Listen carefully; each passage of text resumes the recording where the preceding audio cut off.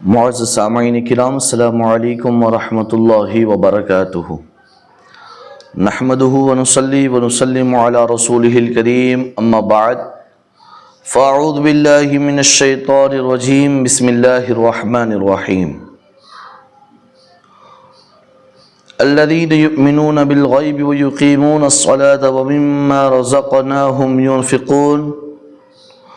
وقال اللہ تبارک وتعالی فی مقام الاخری وقیموا الصلاة وآتوا الزکاة، صدق اللہ مولانا العظیم۔ ان اللہ وملائکتہ یصلون علی النبی یا ایھا الذین آمنوا صلوا علیہ وسلموا تسلیما۔ اللہم صل علی سیدنا نبینا مولانا محمد معدن الجود والکرم، منبع العلم والحلم والحکم، وآلہ واصحابہ وبارک وسلم، صلاۃ و سلام علیک یا رسول اللہ صلی اللہ تعالی علیہ وسلم۔ نور رمضان پیج کے اوپر آپ تمامی دوست و احباب کا خیر مقدم ہے۔ جیسا کہ آپ لوگ اس ماہ کے اندر کئی مسائل اور کئی فضائل کو آپ سماعت کر رہے ہیں، آج ہم اس پیج کے ذریعے سے انشاءاللہ تبارک و تعالی زکوٰۃ کے تعلق سے کچھ باتیں ہیں وہ انشاءاللہ سماعت کرنے کی کوشش کریں گے۔ اب زکوٰۃ کہتے کسے ہے؟ تو زکوٰۃ یہ ہے شریعت کے اندر ایک حصہ جو متعین کیا ہوا ہے، اس کا کسی غریب یا فقیر یا مسکین یا جو مصارف ہے اس کو اس کا مالک بنا دینا ہے۔ زکوٰۃ یہ فرض ہے، اور زکوٰۃ کا انکار کرنے والا یہ کافر ہے۔ اسی طریقے سے زکوٰۃ یہ 3 طرح کے مالوں کے اوپر فرض ہے۔ ایک تو ہے سائمہ، جو کہ ہمارے یہاں نہیں پایا جاتا، بہت کم پایا جاتا ہے سائمہ کی زکوٰۃ، لیکن اس کے بعد جو 2 ہے، ایک ہے سمن اور ایک ہے مال تجارت۔ اب سمن کسے کہتے گئے؟ تو سمن کے اندر سونا چاندی، یا پھر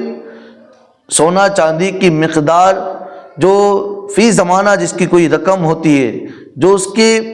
رقم ہوتی ہے، اتنا مال ہونا ضروری، اتنا روپیہ اتنا پیسہ ہونا ضروری ہے، اس کے اوپر اس صاحب نصاب کے اوپر زکوٰۃ فرض ہو جاتی ہے۔ یا تو 7.5 تولہ اس کے پاس سونا ہو، یا 52.5 تولہ چاندی کا وہ مالک ہو،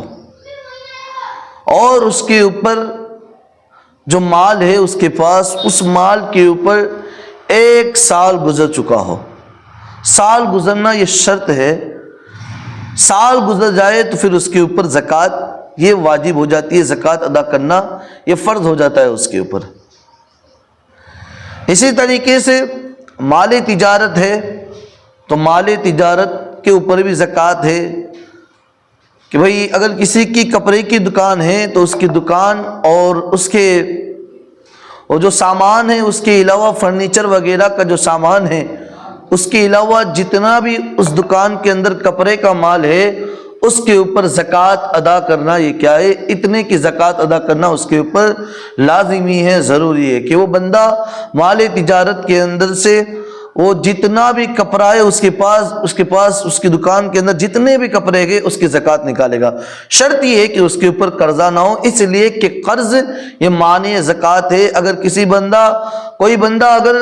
صاحب نصاب بھی ہے اور اس کے پاس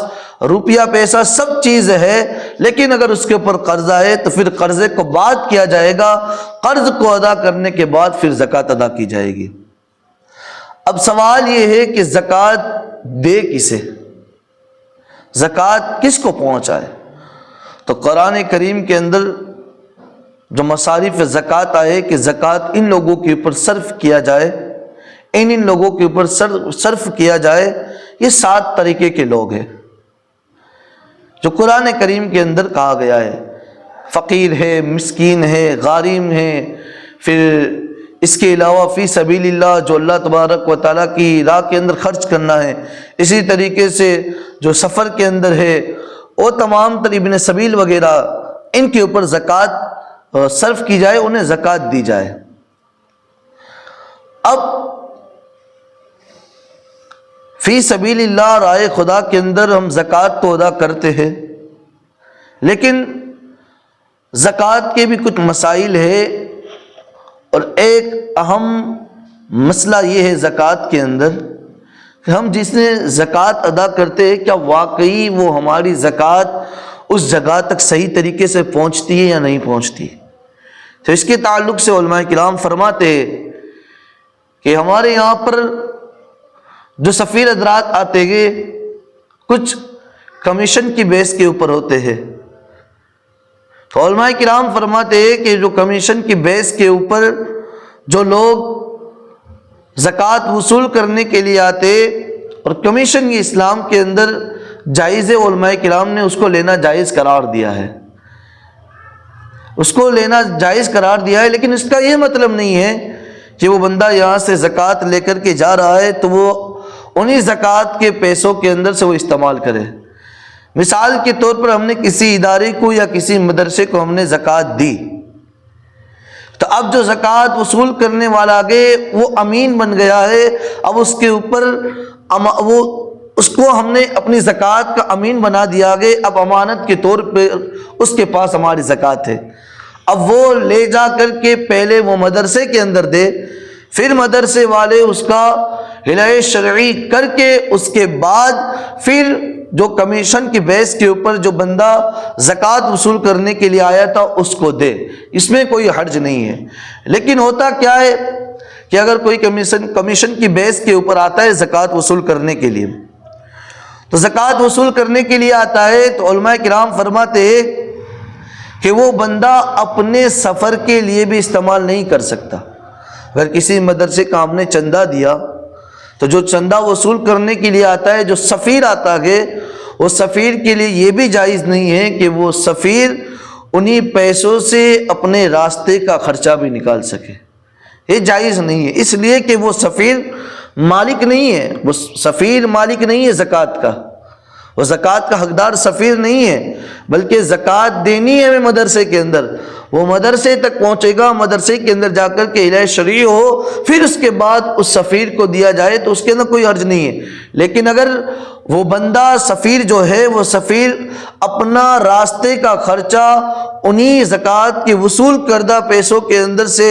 لیتا ہے تو پھر شریعت کا مسئلہ یہ ہے، علماء کرام فرماتے ہیں کہ اس کا اس طرح لینا جائز نہیں ہے، اور اگر اس نے اس طرح لے لیا تو پھر اس کے اوپر لازمی ہے، اس کے اوپر ضروری ہے کہ وہ بندہ جس کے پیسوں کی وہ زکوٰۃ تھی، مثال کے طور پر ہم کچھ لوگوں نے زکوٰۃ دی، اس میں سے اگر وہ بندے نے میرے پیسے وہ استعمال کیے یا کسی اور کے پیسے استعمال کیے تو اب اس کے اوپر لازمی ہے کہ وہ فون کر کے انہیں بتائے کہ بھائی آپ کی زکوٰۃ کا یہ مسئلہ ہے، آپ کے زکوٰۃ جو آپ نے مجھے دی تھی تو یہ مسئلہ ہوا کہ میں راستے کے اندر آ رہا تھا تو مجھے خرچ کرنا پڑا، اس لیے میں نے خرچ کر دیا ہے، تو آپ کی طرف سے یہ زکوٰۃ ادا دوبارہ کر دے۔ اگر ایسا نہ ہو سکے تو آپ مجھے اجازت دے کہ جب میرے پاس پیسے آ جائے یا میں وہاں پہنچ کر کے آپ کی طرف سے زکوٰۃ جمع کرا دوں، تو اس طرح کرنا یہ جائز ہے۔ اگر کسی نے اس طرح اطلاع کیے بغیر اگر استعمال کیا تو جس بندے نے زکوٰۃ دی ہے اس بندے کی زکوٰۃ ادا نہیں ہوگی،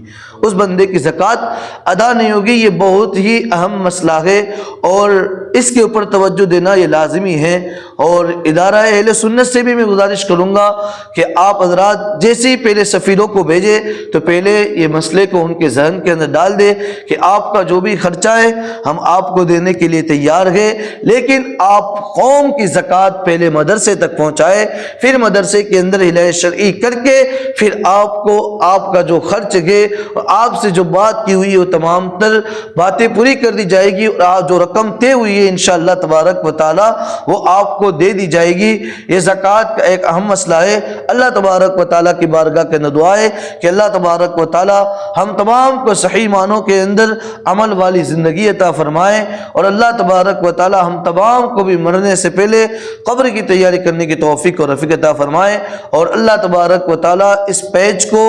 اور بھی عام کرنے کی ہمیں توفیق اور رفیق عطا فرمائے، اور اللہ تبارک و تعالیٰ دین دنیاوی اور رات چوگنی ترقیاں نصیب عطا فرمائے۔ السلام علیکم ورحمۃ اللہ وبرکاتہ۔